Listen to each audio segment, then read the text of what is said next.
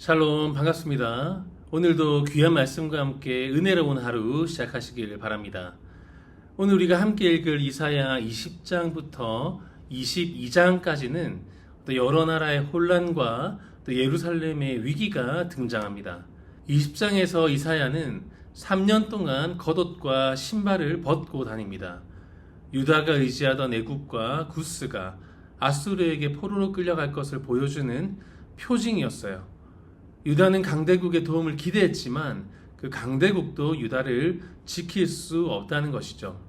그리고 21장에서는 바벨론과 두마와 또 아라비아에 대한 하나님의 경고가 나옵니다. 파수꾼이 성루에 서서 나라들의 움직임을 지켜보고 마침내 바벨론이 무너졌다라고 외치죠. 그리고 22장에서는 예루살렘이 적군의 공격에 대비해서 성벽을 보수하고 또 물을 저장하는 그런 장면이 나옵니다. 사람이 해야 하는 준비는 열심히 하고는 있지만 사실 모든 역사를 주관하시고 또 경영하시는 그 하나님은 바라보고 있지 않은 상태죠. 또 셈나가 자기 무덤을 화려하게 준비하는 내용이나 또 엘리야김이 등장하기도 합니다. 오늘은 특별히 21장 11절과 12절에 나오는 이 두마에 대한 경고를 우리가 조금 더 살펴보도록 하겠습니다. 매우 수수께끼 같은 말씀이 나오죠. 우리 11절과 12절 우리 함께 읽겠습니다. 두마에 대한 경고라. 사람이 세일에서 나를 부르되 파수꾼이여 밤이 어떻게 되었느냐. 파수꾼이여 밤이 어떻게 되었느냐. 파수꾼이 이르되 아침이 오나니 밤도 오리라. 내가 물으려거든 물으라. 너희는 돌아올지니라 하더라. 아멘. 이 두마라는 곳은 이 11절에 세일에서 누군가가 부른다라는 것으로 봐서 이 에돔과 관련된 지역으로 보는 견해가 많습니다. 이 세일사는 이 에돔 사람들이 살던 곳이기 때문이죠. 이 두마라는 이름은 히브리어로 침묵이라는 뜻을 가지고 있습니다. 어떤 단순한 지역의 이름일 수 있지만 사실 11절과 12절의 이 분위기를 잘 나타내기도 하죠. 밤도 깊고 아무 소리도 들리지 않는 그런 상황에서 한 사람이 파수꾼을 부릅니다. 파수꾼이여 밤이 어떻게 되었느냐. 이 원문을 그대로 옮기면 파수꾼이여 밤이 얼마나 지났느냐라는 뜻에 더 가깝습니다. 다시 말해서 이 밤이 언제 끝납니까? 라고 묻는 것이죠.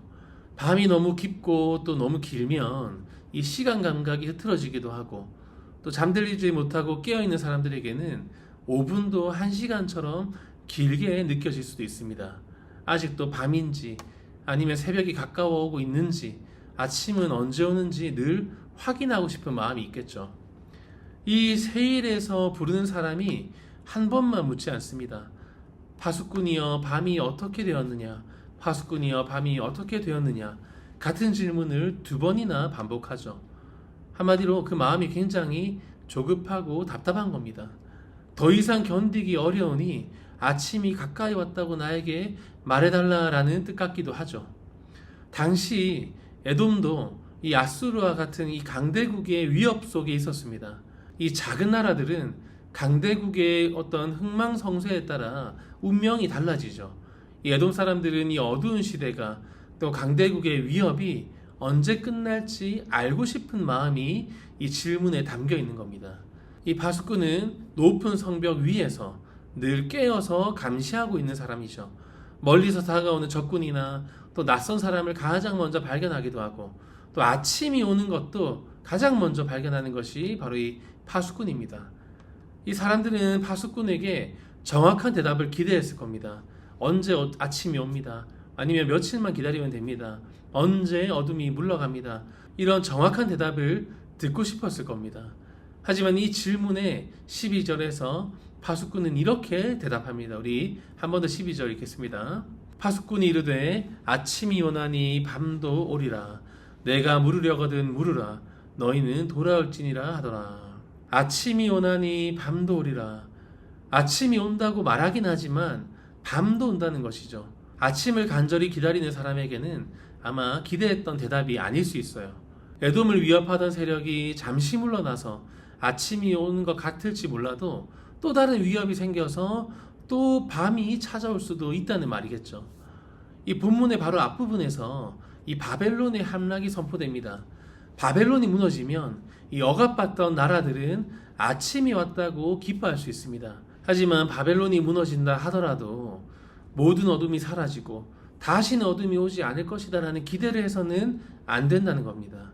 또 다른 강대국이 일어나게 되고 또 그 강대국의 위협을 받게 되고 또 다른 밤이 찾아올 수 있다는 것이죠.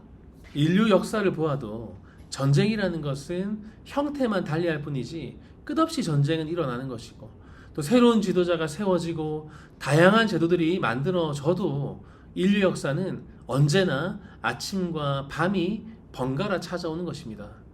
이 파수꾼은 거짓 희망을 주지 않는 겁니다. 아침이 온다는 사실을 분명히 말하면서도 다시 밤이 올 수도 있다는 사실을 숨기지 않는 것이죠. 어찌 보면 이 성경이 우리에게 주는 소망이라는 것도 어떤 현실을 아름답게 꾸미거나 또 없는 사실을 또 만들거나 또 있는 것을 부풀리는 그런 희망만을 주는 것은 아닌 것 같아요.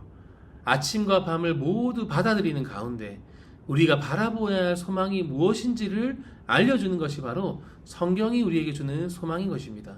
하나님께서 은혜를 주시고 또 새로운 길을 열어주시는 그 아침은 분명히 있기는 합니다.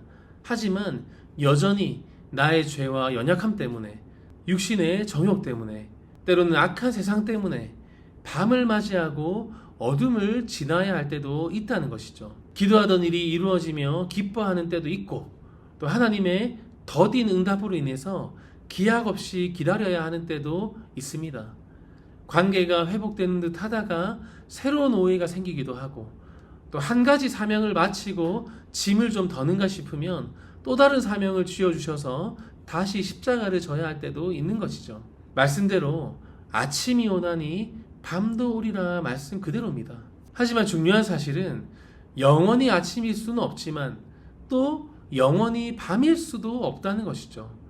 결국 우리가 바꿀 수 없는 아침과 밤의 반복 속에 휩쓸리며 살아가선 안 되고 아침이 오든 또 밤이 오든 변함없이 그 자리에 계시는 영원한 우리의 안식처 되시고 반석 되시는 그 하나님만 바라보라라는 것이 바로 성경이 우리에게 주는 소망인 줄 믿습니다.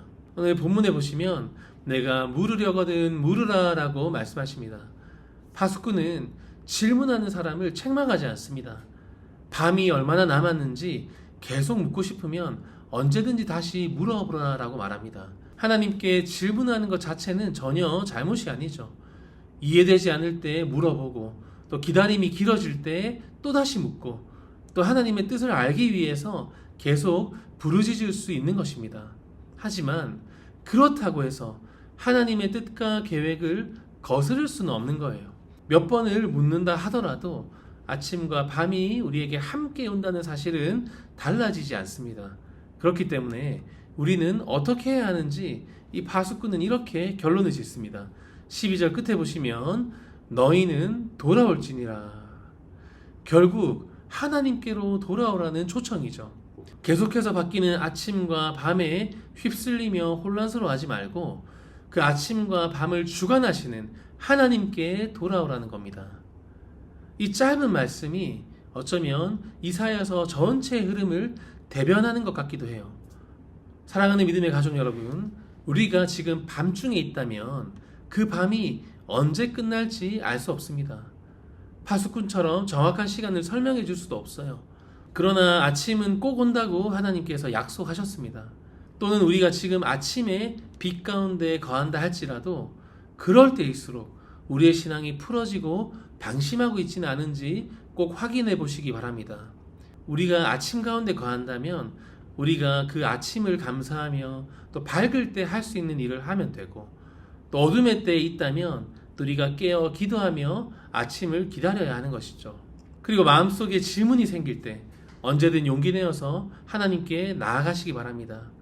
묻고 또 물을 수 있지만 또 그 질문 끝에는 언제나 다시 하나님께로 말씀 앞으로 돌아오시기만 하면 됩니다. 밤과 아침을 모두 지나서 마침내 영원한 빛으로 인도하실 그 주님을 바라보며 변함없는 소망을 붙들고 살아가시는 저와 우리 모두가 되시기를 주님의 이름으로 간절히 소망합니다. 아멘. 기도하겠습니다. 사랑과 은혜가 풍성하신 하나님 아버지, 오늘도 말씀을 통하여 우리의 삶의 아침과 밤의 의미에 대하여 다시 한번 생각하게 하시니 감사를 올려드립니다. 기쁨의 때에도 방심하지 않게 하시고 감사함으로 맡겨진 사명 잘 감당하게 하시며 어두운 밤을 지날 때라도 낙심하지 않게 하시고 변함없이 우리와 함께 하시는 그 하나님을 신뢰하는 우리 모두가 되게 하여 주시옵소서. 이해되지 않는 일 앞에서도 원망하기보다 먼저 주님께 묻게 하시고 질문의 끝에 언제나 하나님께로 말씀 앞으로 돌아오는 믿음을 허락하여 주시옵소서. 아침과 밤을 모두 주관하시는 하나님께 우리의 삶을 온전히 맡겨 드리게 하시며 어떠한 시간과 상황 앞에서도 흔들리지 않는 믿음을 허락하시고 영원한 빛 가운데 우리를 인도하실 주님만 바라보는 우리 모두가 되게 하여 주시옵소서. 감사드리며 예수님 이름으로 간절히 기도드립니다. 아멘. 오늘은 청년 1부와 청년 2부를 위하여 함께 기도하겠습니다.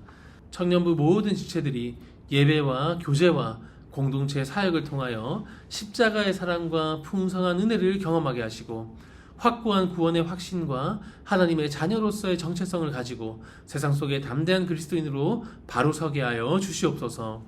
직장과 가정과 사회의 각 분야에서 하나님께 부름받은 거룩한 청지기로서 합당한 신앙의 열매를 맺으며 살아가게 하시고 취업과 직장생활과 결혼과 같은 인생의 중대한 결정 앞에서 오직 하나님의 뜻을 구하며 선하신 인도하심을 따라가는 인생이 되게 하여 주시옵소서. 계속해서 몸과 마음의 질병으로 고통받고 있는 믿음의 가족들과 경제적 어려움을 겪는 분들과 타지와 타국에 계신 분들을 위해서 기도해 주시고 다음 세대와 나라와 민족과 한국교회를 위하여 간절히 기도하도록 하겠습니다. 기도합니다.